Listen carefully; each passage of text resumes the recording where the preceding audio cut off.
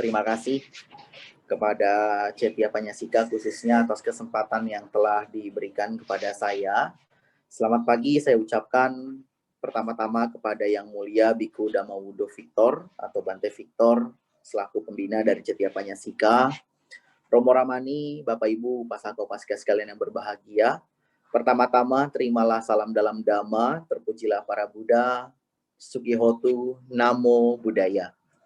Kembali lagi berjumpa dengan saya, Romo Piawadi, di tanggal 3 ya, hari Minggu 3 Januari 2021.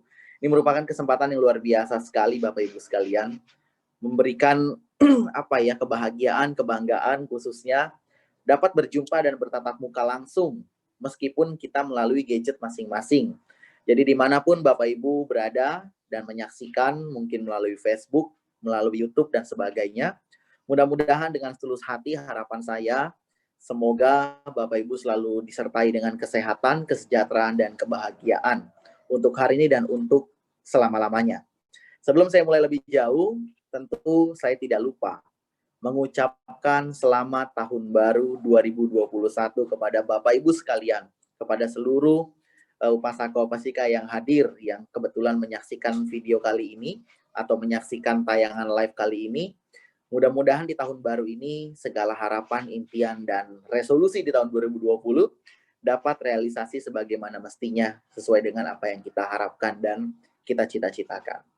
Baik, Ibu Bapak, sahabat-sahabat sekalian, mari bersama-sama kita akan awali diskusi pada kesempatan pagi hari ini di Cetia Panyasika, kembali di Puja Bakti rutin setiap hari Minggu yang kebetulan ini adalah minggu pertama. Ya, jadi sangat berkah sekali, bahagia sekali kita bersama berkumpul di tahun 2021 di minggu pertama Cetia Panyasika. Untuk itu marilah Bapak Ibu kita bersikap anjali, kita rangkapkan kedua tangan kita di depan dada, dengan sepenuh hati kita akan mengagungkan Guru junjungan kita, yakni Sang Bagawa, Sang Buddha Gautama. Namo tassa bhagavato arahato sama sambuddhassa. Namo tassa bhagavato arahato sama sambuddhassa. Namo tassa bhagavato arahato sama sambuddhassa. Terpujilah Sang Bagawa yang Maha Suci, yang telah mencapai penerangan sempurna. Terpujilah Sang Bagawa yang Maha Suci, yang telah mencapai penerangan sempurna. Terpujilah Sang Bagawa yang Maha Suci, yang telah mencapai penerangan sempurna. Sabba papasa akaranang, kusalasa upasampada, sacita pariyodapanang, eta buddhanusasanang ti. Hindarilah segala bentuk perbuatan jahat, tambahkanlah benih-benih kebajikan, sucikan hati dan pikiran. Inilah ajaran semua Buddha. Terima kasih. Baik, Ibu Bapak, sahabat-sahabat, rekan-rekan sedama yang berbahagia, di kesempatan kali ini di tanggal 3 ya, ini berkaitan dengan judulnya. Jadi di tanggal 3 ini, di awal Januari 2021 ini, akan ada 3 hal yang kita bahas sesuai dengan judul yang sudah Bapak Ibu lihat di media sosial. Bahwa sharing atau topik kita pada kesempatan pagi hari yang berbahagia ini adalah tahun baru, harapan baru, dan semangat baru. Ya, jadi 3 komponen inilah yang nanti akan kita bedah secara perlahan Bapak Ibu sekalian. Apa itu tahun baru, ya kan, maknanya bagaimana, kemudian bagaimana kita menumbuhkan harapan baru di tahun 2021 ini, dan tentunya yang terakhir goal kita adalah menumbuhkan atau kembali merecharge semangat baru di tahun 2021 atau tahun baru yang luar biasa ini. Seperti itu. Jadi Ibu Bapak sekalian, tahun baru, harapan baru, dan semangat baru. Apa yang disebut tahun baru dan bagaimana pengertiannya sih buat kita sesungguhnya? Jadi begini Ibu Bapak sekalian. Kalau secara umum kita bisa perhatikan ya, ketika tanggal 31 Desember 2020, beberapa hari yang lalu, itu seluruh belahan dunia mungkin ada perbedaan ya. Perayaan itu tidak semeriah tahun-tahun sebelumnya, tetapi tetap Saya sendiri menyaksikan kembang api atau petasan itu masih dinyalakan, masih dihidupkan, ya, dan di berbagai tempat pun masih ada dilakukan juga acara-acara tertentu untuk merayakan pergantian tahun. Jadi begitu 31 Desember 2020 kemarin, teng, ya, pukul 00 waktu Indonesia Barat tuh, atau waktu Indonesia Timur, waktu Indonesia Tengah begitu ya. Persis mulai di tanggal 1 Januari 2021, euforia tahun baru itu masih luar biasa, sangat kentara sekali. Kembang api di mana-mana, trompet berbunyi, kemudian berkumpul bersama keluarga dan lain-lain sebagainya. Segala rangkaian acara itu kita lalui dengan penuh sukacita, dengan penuh happy, dengan penuh kebahagiaan. Bahkan kadang-kadang kita lupa waktu, jadi tanggal 1 Januarinya nggak bisa bangun begitu ya, karena kita tidur saking larutnya begitu. Jadi perayaannya sangat luar biasa. Apalagi kalau kita bercermin dari tahun-tahun sebelumnya ya. Bahkan di tengah-tengah kota ya, di alun-alun dan sebagainya, itu luar biasa sekali euforianya. Lalu pertanyaannya sederhana Bapak Ibu sekalian. Ketika kita sedang semangat-semangatnya, ketika kita melakukan berbagai rangkaian kegiatan perayaan tahun baru, apa yang terjadi tanggal 1 Januari tahun berikutnya coba kira-kira? Selain daripada mata ngantuk, selain daripada stamina yang sudah tidak fit lagi karena sisa-sisa bergadang, atau juga mungkin katakanlah piring kotor dan sebagainya ya. Sisa-sisa kita melakukan perayaan malam tahun baru atau pergantian tahun. Apa yang terjadi setelah itu? What the next? Kadang-kadang kita tidak berpikir sejauh itu. Kadang-kadang kita hanya semangat, kita hanya euforia, kita hanya gembira, kita hanya kompak. Itu di tahun atau di malam pergantian tahun. Tapi setelahnya yang terjadi, nothing, begitu ya. Semua berjalan saja. Semua seperti apa ya? Seperti air mengalir saja begitu. Let it flow saja, biasanya seperti itu. Nah, di sini sebagai umat Buddha yang bijak, atau katakanlah sebagai manusia yang bijak, Ibu Bapak sekalian, khususnya umat Buddha, kita perlu menyikapi ini lebih luas. Kita perlu menyikapi ini lebih dalam. Apa artinya? Jadi begini, apakah kita mau terus-terusan bahwa dalam hidup kita ini gak ada perubahan? Tahun ke tahun begitu-gitu aja. Semua mengandalkan air mengalir, katanya begitu. Bagaikan air yang mengalir dari hulu ke hilir, ya kan? Didiamkan saja begitu. Apakah kita mau seperti itu terus? Apakah kita cuma mau menyaksikan saja kesuksesan orang lain, mau menyaksikan saja keberhasilan orang lain, sedangkan kita hanya menjadi penonton setia dalam setiap babak kehidupan orang lain? Tidak ada perubahan, begitu. Nah, maka itu di sini, Ibu Bapak, saudara-saudari, teman-teman sekalian, ayo sama-sama. Untuk apa? Untuk memaknai tahun baru itu lebih bijak. Artinya di sini adalah kita tidak hanya melihat pergantian tahun yang semu begitu, tetapi betul-betul pergantian tahun yang dapat kita maknai, yang dapat kita jadikan tolak ukur apa pencapaian kita, apa keberhasilan kita, dan apa kira-kira yang masih bisa menjadi PR kita di tahun berikutnya. Apa yang harus kita betul-betul optimalkan. Dan yang paling penting, garis bawahnya adalah harus ada perubahan berarti dari tahun ke tahun yang kita lalui. Jangankan 365 hari, jangankan tahun berganti tahun, bahkan sejatinya, seyogyanya, hari demi hari pun harus ada perubahan. Tentu perubahan ke arah yang lebih baik. Meskipun ya kita nggak bisa tutup mata Bapak Ibu. Kadang-kadang ya buah karma muncul masak nggak selalu sesuai apa yang kita harapkan. Kadang-kadang ya tentu ada hal-hal yang tidak kita harap-harap ternyata muncul gitu ya. Jadi perubahannya malah menurun misalkan. It's okay. Itu adalah perjalanan kehidupan dan itu adalah memang buah karma yang harus kita tuai dan harus kita terima. Tapi yang paling penting adalah kita mengupayakan dengan maksimal.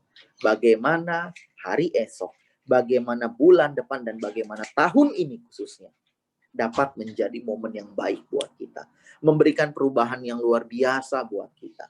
Maka, Ibu Bapak sekalian, tidak asing rasanya ketika tahun baru itu identik dengan istilah kalimat atau kata-kata yaitu resolusi atau master plan kita ke depan tuh mau apa. Jadi Bapak Ibu, di sini yang mau ditekankan adalah jangan kita punya prinsip bahwa ya let it go saja, biarin aja gitu ya. Biarkan saja waktu yang menjawab, biarkan saja karma yang berbuah bagaimana ke depannya. Begini loh Bapak Ibu sekalian. Konsep kita sebagai umat Buddha ini boleh dikatakan unik ya. Artinya begini, bisa kita buktikan, bisa kita bandingkan lah, tapi bukan dengan maksud siapa mencari yang benar, siapa yang salah begitu ya. Tapi begini, konsep kehidupan sebagai seorang umat Buddha itu uniknya kalau saya umpamakan seperti sebuah film. Kita itu bukan hanya sekedar aktor atau aktris Bapak Ibu sekalian. Kita itu bukan hanya sekedar pemain yang disuguhkan naskah, yang diberikan dialog, dan kita melakoni itu perannya. Tidak. Kita melakoni peran kehidupan, betul. Tetapi jangan salah, sebagai seorang umat Buddha, diumpamakan seperti kehidupan bagaikan sebuah film tadi, kita itu juga bertanggung jawab atas apa yang namanya biaya produksi. Kita juga bertanggung jawab bagaimana nanti kita mengiklankan film itu. Kita bertanggung jawab atas makeover dalam film itu. Kita bertanggung jawab atas sound system dan segala-galanya. Jadi bukan hanya seorang aktris, tapi kita juga seorang narator. Kita juga yang menyusun teks naskahnya. Kita juga menyusun dialognya. Nah, inilah Ibu Bapak sekalian. Makanya sebaiknya tidak menjadi seorang atau pribadi yang pasrah dengan keadaan. Yang berserah dengan, biarlah saja nanti karma yang berjalan. Ingat Bapak Ibu sekalian, buah karma itu kalau kita bicara dalam konteks Buddhis di sini, wipaka karma itu berbuah pada saat situasi dan kondisi yang tepat. Kalau memang tidak didorong dengan kondisi-kondisi tertentu, Ibu Bapak sekalian, yang terjadi adalah karma itu buahnya tidak akan masak begitu ya. Jadi pernah nggak Bapak Ibu sekalian lihat buah mangga atau buah apapun lah, yang buah jambu misalkan, yang dia sudah dibungkus lama tapi nggak matang-matang gitu loh, karena kondisinya nggak nemu. Ini ibarat orang, contoh begini, kita katakanlah menjadi seorang donatur di kehidupan lampau. Artinya memang secara karma begitu, kita sudah menanam benih yang baik. Dan kita berharap bahwa di kehidupan ini kita menjadi kaya raya misalkan. Buahnya bibitnya sudah kita tanam. Tinggal kita menunggu waktu untuk memetik buahnya. Tapi ketika kondisinya nggak ketemu-ketemu, contohnya saja, kita jadi orang yang malas, kita nggak mau bekerja, kita nggak mau berusaha, karena kita punya pola pikir bahwa ya buah karma nggak akan lari kemana-mana. Betul, nggak akan lari kemana-mana. Tapi range waktu berbuahnya ini sangat ditentukan oleh apa yang kita lakukan, oleh bagaimana kita berusaha mengondisikan itu berbuah, Bapak Ibu sekalian. Jadi jangan heran ketika kita lihat orang lain misalkan kebaktiannya nggak serajin kita, ya kan? Misalkan di dalam hati kita berpikir, berdananya juga nggak seroyal kita, ya kan? Kemudian baca paritanya juga nggak sejago kita, misalkan begitu ya. Tapi kok karirnya meroket, karirnya meningkat, usahanya maju, bisnisnya berkembang. Kalau kita selidik lebih dalam, ternyata dia bangun lebih pagi daripada kita. Dia bekerja lebih tulus daripada kita. Dia membuka usaha, orang lain buka setengah hari, dia masih full satu hari misalkan. Jadi dia ini mengondisikan buah-buah karma dia ini, yang meskipun katakan tidak sebanyak kita, tapi kondisi dia itu selalu match. Berbeda dengan kita. Kebaktiannya rajin, dananya sering begitu. Kemudian paritanya jago, tapi kita orang yang berserah, kita orang yang pasif. Kita yang diam saja, kita yang menunggu momen begitu. Ini Bapak sekalian. Jadi ilmu kehidupan ini juga yang perlu kita ketahui.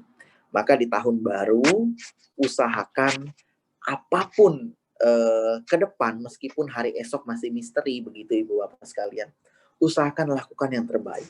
Ya, jadikan tahun ini, pergantian tahun di tahun 2021 ini menjadi tahun yang luar biasa menakjubkan, yang memberikan berbagai pencapaian-pencapaian, yang memberikan berbagai realisasi yang awalnya hanya resolusi, dan mudah-mudahan ya istilah gampangnya, hidup kita nggak begini-begini terus. Ada peningkatan, ada perubahan, ada hal yang fantastis yang bisa kita lakukan. Ini Bapak Ibu sekalian, jadi tahun baru harus ada sesuatu yang baru. Harus ada pencapaian yang baru.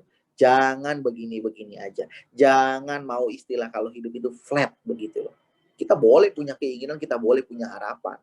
Walaupun mungkin sebagian dari Bapak Ibu sekalian ada yang mengatakan, semakin banyak keinginan, semakin banyak harapan, semakin banyak juga penderitaan. Itu memang sepaket Bapak Ibu. Itu memang konsekuensi yang harus kita terima. Tapi di sini bagaimana kita cara mengakalinya. Begitu bahasanya ya. Bagaimana kita sebagai seorang umat awam, sebagai seorang perumah tangga, seorang garawasa, tetap memiliki keinginan, tetap memiliki harapan, tapi apa istilahnya tidak atau meminimalisir penderitaan itu sendiri nanti sebagai konsekuensi. Simple Bapak Ibu sekalian. Toh kalau kita mau ada tujuan, mau ada impian, mau ada cita-cita, mau ada harapan, ini harus kita ukur. Harus kita benar-benar bijak. Jangan kalau kata orang itu istilahnya muluk-muluk. Jangan ibaratnya apa namanya, kita sudah tahu nih kita hanya bisa mencapai maksimal level 5 paling tinggi, tapi berharap dan berkeinginan level 15. Udah berharap yang enggak jelas, melekat pula dengan harapan, dengan impiannya. Nah, ini yang menjadi biasanya bom waktu buat kita sebagai penderitaan di kemudian hari. Nah, ini memang yang tidak disarankan. Tapi selama itu masih masuk akal, masih logis, apalagi Bapak Ibu bisa menerapkan yang namanya aditana. Jadi cita-cita, keyakinan, keinginan yang disertai dengan usaha yang sesuai. Maka ini tidak menutup kemungkinan Bapak Ibu sekalian. Resolusi Bapak Ibu akan menjadi sebuah realisasi. Ya, akan menjadi sebuah kenyataan. Jadi boleh punya keinginan, boleh punya harapan. Hidup tanpa harapan itu rasanya Ibu Bapak hanya menjalankan apa namanya tadi itu, hari demi hari yang kosong, yang semu, karena nggak punya harapan sama sekali. Nah ini juga yang harus kita waspadai, ya. Itu Bapak Ibu sekalian yang pertama dalam poin yang namanya tahun baru. Nah, lalu berikutnya di dalam tahun baru, selain daripada tadi ada pencapaian baru, harus ada juga harapan baru nih, tadi yang sudah saya singgung sedikit. Harapan baru di sini maksudnya bagaimana? Ini lebih saya tekankan tentunya kepada kondisi kita secara umum. Bukan tentang harapan-harapan yang sifatnya duniawi ya, mau sukses, mau kaya, itu tadi mungkin sekilas sudah kita bahas di awal. Bagaimana kita menerapkan tadi prinsip aditana untuk merealisasi harapan tersebut. Tapi di sini yang menjadi poin harapan baru yang ingin saya tekankan adalah kita semua tahu Bapak Ibu, tahun lalu, tahun 2020 menjadi tahun yang luar biasa. Tahun itu berhasil memporak-porandakan berbagai aspek kehidupan. Ekonomi, ya, karir, pendidikan, kehidupan. Banyak sekali aspek yang terimbas ya, yang terkena imbas daripada COVID-19 tahun 2020. Itu start dari Wuhan ya, mulai mencuat bulan Januari Februari kalau tidak salah ingat, sampai hari ini masih terus berkembang begitu, masih terus bertahan. Jadi Bapak Ibu sekalian, biar bagaimanapun harapan itu nggak boleh pupus, harapan itu nggak boleh kita hilangkan. Meskipun kita sudah terkontaminasi wabah ini begitu bahasanya ya, selama kurang lebih sudah 1 tahun lamanya, harapan tetap tidak boleh hilang. Kita harus tetap optimis, kita tetap harus yakin bahwa segala sesuatunya itu tidak kekal. Segala sesuatunya itu adalah anicca, yang sifatnya muncul berlangsung lenyap. Yang sifatnya datang, transit, dia pergi lagi. Apapun itu Bapak Ibu sekalian. Anicca watasangkara upadawaya damino upacitua nirujanti te sangwu pasamo suko. Segala bentukan-bentukan itu tidak kekal, bersifat timbul, berlangsung dan lenyap, Bapak Ibu sekalian, ya. Jadi harapan baru di sini sekali lagi adalah kita harus optimis di tahun 2021. Mudah-mudahan Ibu Bapak tidak ada lagi hal-hal yang tidak kita inginkan, terutama ya berkelanjutannya virus ini. Jadi kita semua harus yakin ya, tentunya juga disertai usaha Bapak Ibu ya, bahwa di 2021 di tahun yang baru ada secercah harapan baru, ada kondisi baru di mana minimal kalau saya sampaikan kemarin-kemarin kepada teman-teman semua, harapan saya 2021 tidak muluk-muluk saya bilang. Minimal yang pertama prioritasnya adalah kita bisa lepas masker. Kita tidak lagi bergantung kepada masker kemanapun kita pergi. Kita nggak dikit-dikit harus diukur suhu. Masuk mall nggak perlu kita ditembak begitu ya, pakai termogan dan sebagainya. Wihara-wihara kembali dibuka, tempat ibadah kembali beroperasi, kembali berjalan sebagaimana mestinya. Artinya apa? Mudah-mudahan wabah COVID-19 ini segera mereda, segera berlalu, segera sirna, dan kesehatan kita kembali pulih. Kondisi perekonomian kembali pulih. Karena sekali lagi, kita semua ketahui 2020 menjadi tahun yang amat dahsyat, menjadi sejarah yang nanti mungkin akan kita ingat terus. Bahkan mungkin anak cucu pun akan mengingat ini dengan jelas, bahwa pernah terjadi suatu peristiwa yang luar biasa di tahun 2020 yang tidak hanya berdampak di Indonesia, bukan hanya di Asia, bukan hanya di Eropa, tapi di seluruh belahan dunia manapun. Nah, Bapak Ibu sekalian, sebagai seseorang umat yang bijak, sekali lagi, marilah sama-sama kita saling bergotong royong, saling bahu-membahu, memperbaiki keadaan yang ada saat ini. Baik dari hal-hal yang sederhana sampai hal-hal yang besar. Hal yang simpel adalah sederhana, Bapak Ibu. Mari kita bersama-sama patuhi protokol kesehatan. Saya tahu kita semua sudah bosan, kita sudah jenuh, kita udah capek, kita udah sebel campur aduk. Kok ini virus nggak hilang-hilang, kemana-mana harus di swab, kemana-mana minimal di antigen lah, segala macam lah itu. Ya, saya tahu kita semua sudah capek. Hampir satu tahun kita merasakan hal ini. Tapi biar bagaimanapun Bapak Ibu, kita perlu ingat, COVID-19 masih ada, masih bertambah begitu ya. Bukan bermaksud untuk mematahkan semangat Bapak Ibu, bukan. Justru kita berpikir realistis dulu. Mari sama-sama kita bergotong royong dengan cara apa? Dengan kita patuhi berbagai anjuran kesehatan. Jangan karena udah saking capek, saking sebelnya, masker kita nggak pakai, ya, kemana-mana juga udah cuek banget karena merasa udahlah capek gitu kan. Ibarat kayak orang gimana sih yang udah sering kali kena gitu, jadi masa bodoh gitu ya. Jadi karena kondisinya menetapnya sangat lama, jadi masa bodoh. Nah, ini hal yang harus kita hindari. Jadi Bapak Ibu sekalian, berawal dari harapan kondisi 2021 yang akan jauh lebih baik daripada tahun lalu, maka mudah-mudahan kondisi-kondisi lainnya pun akan mengikuti. Ya, mudah-mudahan Bapak Ibu sekalian yang bekerja kembali stabil, ya. Yang mungkin mohon maaf sempat kehilangan pekerjaan di tahun lalu, ya semoga di 2021 ini pekerjaan atau pendapatan kembali stabil, kembali Bapak Ibu dapat peroleh dengan sebagaimana mestinya, ya kan. Kemudian yang pendidikan juga kita sudah mulai bisa tatap muka, yang usaha juga mungkin bisa lebih stabil. Jadi dengan kondisi-kondisi yang mengikuti ini, mudah-mudahan Bapak Ibu sekalian, harapan ini jangan sampai pupus. Sekali lagi, kita boleh berharap, kita harus punya harapan dalam hidup. Jangan sampai ada istilah hopeless, ya. Jadi segala sesuatu terbentuk, terkondisi karena faktor-faktor pendukung itulah. Nggak cuman let it go saja, nggak cuman biarkan itu berlalu, nggak cuman lihat hari demi hari, tapi kita harus ada usaha, Ibu Bapak sekalian. Nah, ini poin yang kedua mengenai harapan baru. Jadi setelah tahun baru kita munculkan harapan baru, dan bagaimana nanti semangat baru ini lahir dalam hidup kita. Jadi dalam hal semangat baru di sini, yang ingin saya bagikan ada 2 poin mungkin.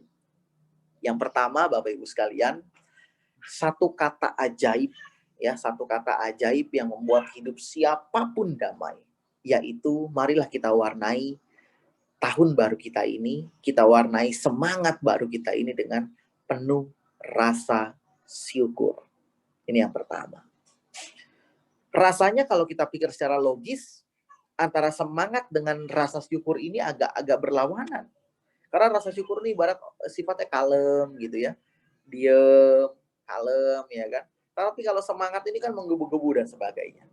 Padahal tanpa kita sadari Bapak Ibu sekalian, rasa syukur ini adalah awal vitamin yang sangat berharga, menjadi tolak ukur pertama bagaimana semangat kita nanti kembali kita bangun. Kenapa saya bisa bilang begitu? Bapak Ibu, sahabat-sahabat, saudara-saudari, rekan-rekan sedamai yang saya hormati. Ketika kita sudah bisa membiasakan hati yang selalu bersyukur, maka senantiasa Bapak Ibu, minimal kita bisa berdamai dengan diri kita masing-masing. Kita bisa happy dengan kondisi kita kapanpun, dimanapun, saat apapun. Sekarang coba bayangkan, ada orang yang baru atau orang yang bisa punya mobil itu dia bahagia. Tapi ada juga orang yang cuma mampu beli motor, tapi dia juga happy, ya. Bahkan ada orang yang cuma bisa beli sepeda, tapi dia happy kok, dia gembira kok dengan sepeda yang dia miliki. Tapi juga ada juga, banyak juga bahkan, yang sekedar bisa jalan kaki saja, artinya kakinya sehat, itu bisa senang banget, luar biasa, ya. Dan bahkan ada juga mereka yang memang katakanlah sudah terkena penyakit sudah cukup lama, tapi dengan bisa melihat keluarganya berkumpul, dengan bisa berkomunikasi, walaupun badannya tidak bisa bergerak seperti kita pada umumnya, dia juga happy dengan itu. Nah, di sini sebetulnya bisa kita pelajari apa, Bapak Ibu sekalian? Kebahagiaan itu relatif sifatnya. Kebahagiaan itu tidak hanya milik satu golongan, tidak bersyarat sebetulnya. Betul nggak kira-kira? Nggak harus punya mobil baru dia happy, karena kok banyak yang baru punya motor juga happy-nya luar biasa kok. Nggak harus bersyarat punya motor baru bisa bahagia. Nggak juga, yang banyak punya sepeda juga sudah happy kok, dan seterusnya dan seterusnya. Jadi maksudnya apa Bapak Ibu? Kebahagiaan tidak milik golongan siapapun.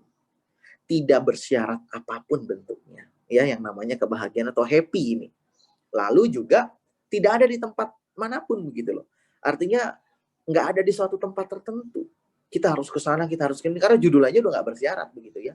Karena kalau ada di satu tempat, apalagi yang cuma bisa dikunjungi sama orang-orang kaya begitu, maka yang happy hanya orang-orang kaya. Orang yang belum kaya nggak akan bisa happy karena nggak bisa ke sana.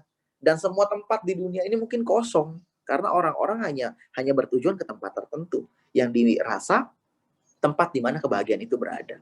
Tapi toh kenyataannya tidak demikian. Kebahagiaan yang tidak bersyarat di sini artinya Bapak Ibu sekalian, tidak peduli kita bisa beli mobil, kita ada orang yang bisa beli motor, ada orang yang bisa beli sepeda, ada orang yang bisa berjalan, bla bla bla bla bla bla bla. Selama kita bisa menerapkan rasa syukur, selama kita bisa menanamkan dan membudayakan be thankful dalam hidup kita, maka Ibu Bapak sekalian, tidak menutup kemungkinan, bahkan sangat besar kemungkinannya, happy, kebahagiaan, kedamaian selalu ada dalam hati kita. Apapun yang kita miliki, apapun yang kita rasakan, apapun yang kita dapatkan. Lalu, apa korelasinya dengan kebahagiaan karena bersyukur dengan yang namanya semangat baru begitu? Begini Bapak Ibu sekalian, banyak orang yang salah mengartikan ketika bersyukur artinya kita berhenti, tidak lagi mengejar, tidak lagi kita punya harapan, tidak lagi kita punya semangat, karena udah bersyukur gitu kan. Padahal Ibu Bapak, kalau saya boleh gambarkan, orang yang punya rasa syukur dengan orang yang tidak punya rasa syukur, ini ibarat dua gelas air yang isinya sama-sama air putih atau air bening dengan pasir yang ada di dalamnya. Sekarang bayangkan Bapak Ibu, tangan kanan saya adalah orang yang penuh syukur. Tangan kiri saya adalah orang yang tidak memiliki rasa syukur. Ketika orang yang penuh rasa syukur digambarkan bagaikan gelas yang berisi air dan pasir, namun kondisinya tenang. Tapi di sisi lain, orang yang tidak punya rasa syukur ini nih, bayangkan gelas ini bergejolak. Isinya air, isinya pasir. Dengan dua sampel ini Bapak Ibu bisa lihat, dengan isi yang sama, kondisi yang sama, namun orang yang tidak punya rasa syukur ini bergejolak nih. Artinya apa? Ketika gelas dengan isi air dan pasir ini tidak bisa berhenti diam, ini akan menyebabkan jangankan banyak air itu yang bisa kita minum, sedikit pun tidak bisa. Karena apa? Pasirnya ini banyak. Karena dia selalu bergejolak. Tapi sebaliknya nih, ketika kita punya rasa syukur yang mendalam, gelas ini akan diam, gelas ini akan stabil. Yang terjadi adalah sedikit ataupun banyak, air dalam gelas ini dapat kita nikmati. Karena apa? Pasirnya ini akan mengendap ke dasar cangkir. Tapi sebelah sini, pasir ini akan terus memenuhi air-air tersebut. Jadi begitu Bapak Ibu sekalian. Nah, lalu bagaimana? Rumusannya bagaimana kita bisa semangat? Orang bersyukur itu Bapak Ibu adalah mereka yang sudah menenangkan, mendamaikan, dan membahagiakan dirinya di awal. Maka ada istilah pepatah bilang, orang berhenti, bahkan orang mundur selangkah dua langkah, bukan berarti dia nyerah loh. Tapi sebaliknya, ada kalanya orang yang berhenti Orang yang mundur itu sedang mengambil ancang-ancang agar dia bisa lompat lebih jauh ke depannya. Agar lompatannya jauh lebih luar biasa, jauh lebih panjang ke depan. Itu loh Bapak Ibu sekalian. Jadi rasanya nggak bisa kalau kita katakan orang yang bersyukur ini adalah orang yang tidak punya semangat. Justru sebaliknya. Syukur ini menjadi nutrisi utama dalam melalui hari-hari kehidupan di esok hari, di hari lusa ya, di minggu depan, di bulan depan, bahkan di tahun depan. Semuanya yang diawali dengan rasa syukur Bapak Ibu, awal yang baik akan berjalan dengan baik. Awal baik berjalan dengan baik, maka tentu mudah-mudahan akhirnya pun baik. Jadi semangat ini justru bertambah kalau kita bisa cermati ya. Orang yang tidak punya rasa syukur senantiasa akan selalu mengeluh, akan selalu mengatakan nggak cukup, kurang dan sebagainya ya. Tapi sebaliknya yang tadi itu. Orang yang punya rasa syukur, dia akan selalu happy, dia akan selalu bahagia, dia akan selalu damai. Maka hari demi hari yang dia pijak akan penuh kesukacitaan. Dan orang seperti ini Bapak Ibu akan punya semangat baru sebetulnya. Pernah nggak kita merasakan begini? Ada 1 atau 2 hari karena saking pikiran kita tuh lagi happy. Itu hari itu kita bisa lalui rasanya nggak kerasa gitu ya. Jadi kerja juga nyaman, nggak berasa lama ya. Sekolah atau kuliah juga nggak berasa lama karena apa? Pikiran kita lagi seneng. Mood kita lagi bagus. Ya kan? Feeling kita lagi oke saat itu, lagi good begitu bahasanya. Nah, ini yang saya bilang bahwa rasa syukur ini sangat mempengaruhi. Jadi kalau kata pepatah bilang di atas langit masih ada langit. Jadi di sini kita bisa terapkan sebaliknya. Di bawah tanah masih ada tanah. Di balik 1001 alasan Bapak Ibu untuk menyerah, untuk mengeluh akan apa yang saat ini kita hadapi, akan ada sejuta alasan juga untuk selalu bersyukur. Melihat orang lain bagaimana, melihat kondisi kita bagaimana, kita bisa terapkan itu. Kita compare boleh sesekali dengan yang lebih tinggi daripada kita. Dengan orang yang jauh lebih berhasil daripada kita, itu boleh-boleh saja. Karena ini menjadi motivasi kita begitu ya. Tapi jangan juga kita lupa, di bawah kita itu masih banyak sekali. Jadi sesekali boleh juga lah. Ketika kita udah mulai muncul rasa ingin mengeluh, coba kita lihat ke bawah. Apakah setiap orang itu memiliki hak yang tidak, atau sesuatu yang tidak bahagia seperti kita? Apakah bahkan dia jauh lebih tidak bahagia daripada kita? Kita bisa lihat itu. Ketika kita mungkin Bapak Ibu sekalian yang sekarang mohon maaf ya, punya anak, kemudian anaknya nakal, anaknya rewel dan sebagainya, ingat di luar sana ada jutaan pasang yang masih mengharapkan keturunan hasil dari buah pernikahannya. Lalu ketika mungkin kita merasa saat ini orang tua kita itu sudah tua renta, sudah lansia, sudah melakukan apapun harus kita bantu, misalkan kadang greget, kesel gitu kan. Coba kita pikirkan juga di luar sana banyak yang merindukan kasih sayang orang tua sejak kecil. Kita yang sekarang sedang mengeluh akan pekerjaan, akan usaha yang katakanlah tidak semenguntungkan tahun lalu. Coba kita juga bayangkan di luar sana banyak mereka yang terdampak PHK, banyak yang usahanya bangkrut dan sebagainya. Jadi selalu ada alasan sesungguhnya untuk kita selalu bersyukur, Bapak Ibu sekalian. Ya, jadi di sini poin yang sangat-sangat saya tekankan setiap awal tahun adalah kita harus punya rasa syukur.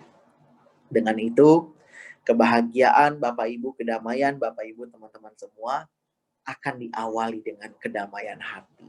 Dengan sinkronisasi bersahabatnya kita dengan diri kita sendiri. Bukan dengan pihak lain, tapi diawali dengan bersahabat dari dalam diri. Dengan rasa syukur.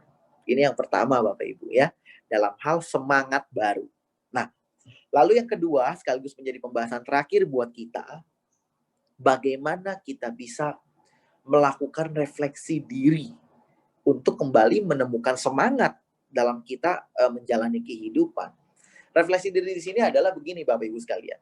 Kita jadikan tolak ukur terlebih dahulu di tahun 2021 ini. Bagaimana pencapaian-pencapaian kita di masa lalu. Meskipun begini loh bahasanya, gampangnya nih ya. Di dalam agama Buddha memang tidak disarankan dan tidak bijak rasanya kita menyesali hari kemarin dan mencemaskan hari esok. Memang itu tidak bijak. Tapi yang lebih bijak adalah bagaimana kita dapat belajar dari apa yang sudah kita lalui dan kita dapat fokus di hari ini hasil dari pembelajaran kita agar hari esok kita sudah punya gambaran. Gambaran apa? Hari esok akan jauh lebih indah dan lebih cerah daripada hari-hari sebelumnya. Karena apa? Kita sudah fokus di hari ini. Nah, diawali dengan apa? Kita refleksi diri. Kita evaluasi, Bapak Ibu. Kira-kira sepanjang tahun 2020, apa hal-hal yang sudah kita lalui? Baik itu hal buruk, baik itu hal yang baik, ya.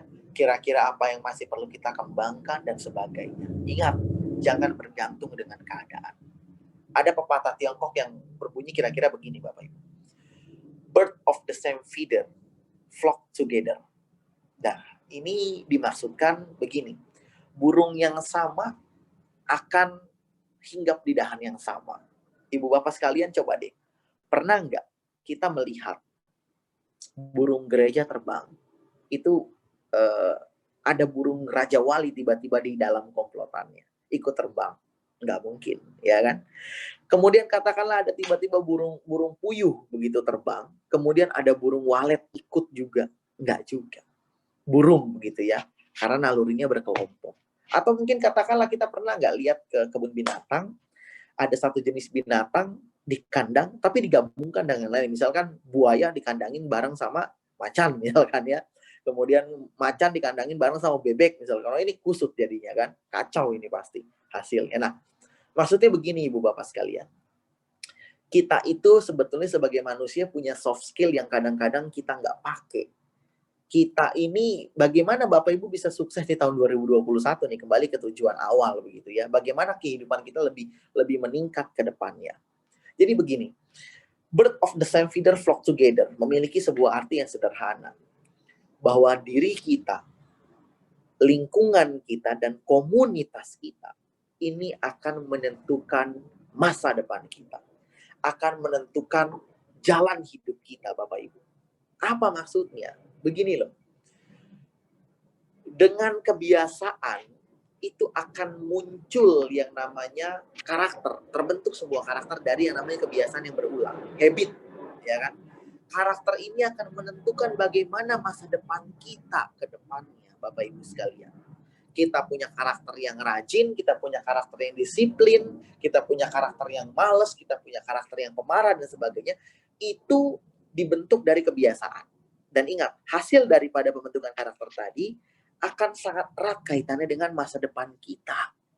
Nah, diri kita, lingkungan, teman, atau komunitas ini korelasinya bagaimana?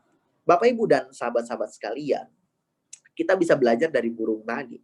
Burung itu hanya mau berkelompok dengan mereka yang sejenis, begitu.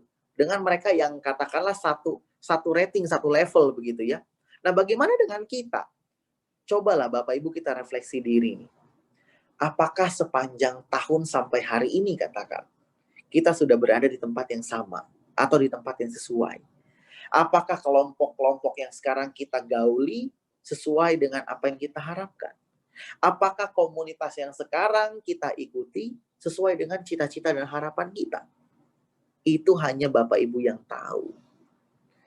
Namun, apabila kita sudah menemukan jawaban, terutama jawaban yang mengatakan tidak cocok, maka Bapak Ibu sekalian, ingat, diri kita komponen utama penentu masa depan kita. Kalau kita mau menjadi seorang pengusaha, maka berkomplotlah, memilikilah komunitas yang sama-sama dengan pengusaha. Kita mau jadi seorang content creator, bergaulah dengan orang-orang yang memang pandai di bidang itu. Kita mau jadi seorang komedian, berkumpul dan berkelompoklah dengan komedian juga. Bukan berarti kita menjauhi kelompok-kelompok lain karena mereka tidak baik, bukan. Hanya karena semata-mata harapan dan tujuan kita akan jauh lebih cepat realisasi ketika kita berada di tempat yang sesuai. Bapak Ibu akan dapat pengalamannya, Bapak Ibu akan dapat ilmunya, Bapak Ibu akan dapat koneksinya, semuanya, Bapak Ibu sekalian. Menjauhi atau meninggalkan kelompok yang lama bukan berarti kita memusuhi atau membenci, tapi mulai kita menata kembali bagaimana ke depannya ya jalur kita lebih sesuai, track kita lebih sesuai. Karena begini Bapak Ibu, ada sebuah kisah singkat. Ada perumpamaan begini. Seorang anak kecil yang diminta oleh kakeknya menjual sebuah jam tangan, ya. Si kakek menjual jam tangan saat dia muda dulu, itu sekitar usianya 40-50 tahun yang lalu. Dia minta cucunya ini untuk menjual. Pertama, cucunya ini diarahkan untuk ke mall. Dan apa yang terjadi Bapak Ibu? Jam tangan yang ditawarkan oleh si cucu ini, yang usianya tadi 40-50 tahun jam tangannya, ditawar hanya sebatas 5-10 ribu. Alasannya, mall tidak membutuhkan jam itu dan itu hanya akan dijadikan pajangan pribadi oleh si pemilik toko di mall. Makanya cuma dihargai sangat murah. Lalu kunjungan yang kedua, si anak ini mengunjungi toko yang berada di pasar. Toko jam yang ada di pasar. Akhirnya si pemilik toko jam pasar ini mengatakan juga hal yang kurang lebih sama begitu ya. Bahwa jam seperti ini sudah tidak dibutuhkan, sudah tidak diminati oleh konsumen. Maka dia tidak bisa memberikan harga mahal. Paling dia bilang dia hanya bisa menghargai barang ini ya sekitar 50 ribu. Lalu tempat yang ketiga, si anak ini menuju ke tempat barang-barang antik Bapak Ibu sekalian. Si anak ini menuju ke tempat penjualan barang-barang antik dan ditawarkan juga jam yang sama. Akhirnya apa yang membuat si anak ini terkejut Bapak Ibu? Jam tangan yang awalnya ditawar hanya 10-50 ribu oleh dua toko sebelumnya, dapat dibeli oleh toko barang antik yang dimaksud di sini itu dengan harga ratusan juta rupiah. Kenapa? Karena ternyata jam itu sudah sangat lawas, limited edition, dan tidak banyak orang yang punya. Sekalipun punya sudah banyak yang rusak. Nah, dari sinilah Bapak Ibu sekalian si kakek mengatakan kepada cucunya itu, bahwa kelak di masa mendatang, ketika kamu dewasa, kamu akan paham tempat, kondisi, situasi di mana kamu berada ketika itu sesuai. Ini akan membawa banyak kemajuan buat kamu. Ketika kita berada di tempat yang tepat, Bapak Ibu sekalian, the right man or the right place, ya, kita akan menjadi orang yang jauh lebih dihargai, kita akan jadi orang yang lebih maju dan lebih berkembang di tempat yang tepat.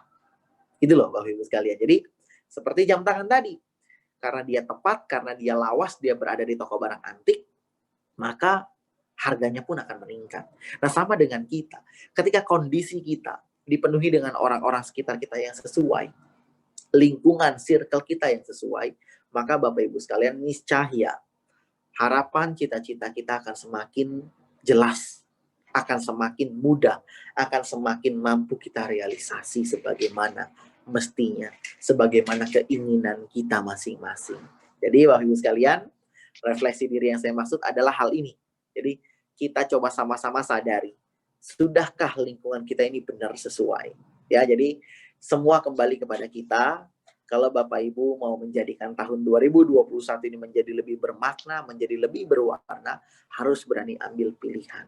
Harus berani ambil langkah yang strategis, ambil langkah yang katakanlah berdampak signifikan. Memang setiap pilihan akan selalu ada risiko Bapak Ibu, tapi paling tidak upayakan pilihan setepat mungkin dan resiko yang seminim mungkin.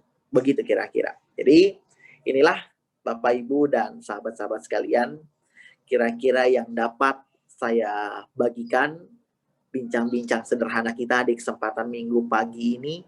Mudah-mudahan sekali lagi tahun baru, harapan baru, dan semangat baru selalu ada dalam hidup kita masing-masing. Mudah-mudahan Bapak Ibu sekalian di tahun depan atau di tahun ini tepatnya ya, 2021 menjadi tahun yang begitu indah, istimewa buat kita, memberikan banyak berkah kebahagiaan, dan tentunya yang paling utama kita selalu sehat, kita selalu damai, kita selalu happy, baik diri kita, keluarga, maupun semua makhluk tanpa terkecuali. Saya rasa inilah Ibu Bapak yang bisa kita diskusikan. Terima kasih saya sampaikan atas kesempatan, atas waktu, perhatian yang telah Bapak Ibu berikan melalui media yang Bapak Ibu gunakan masing-masing. Sampai jumpa di kemudian hari ya, di tempat lainnya, di kesempatan lainnya. Dan tentu tidak ada maksud sedikit pun saya untuk menyinggung, untuk mengucapkan hal-hal yang kurang berkenan di hati Bapak Ibu sekalian. Mudah-mudahan Bapak Ibu bisa mengambil yang baik dan membuang yang buruk, menerapkan yang positif dan mengabaikan yang negatif. Sekali lagi saya ucapkan terima kasih khususnya kepada keluarga besar dari Cetia Panyasika, Bante Victor dan teman-teman semua yang luar biasa. Dan kepada Bapak Ibu sekalian, akhir kata terimalah kembali salam dalam Dhamma. Selamat pagi menjelang siang. Terpujilah para Buddha. Sukihotu.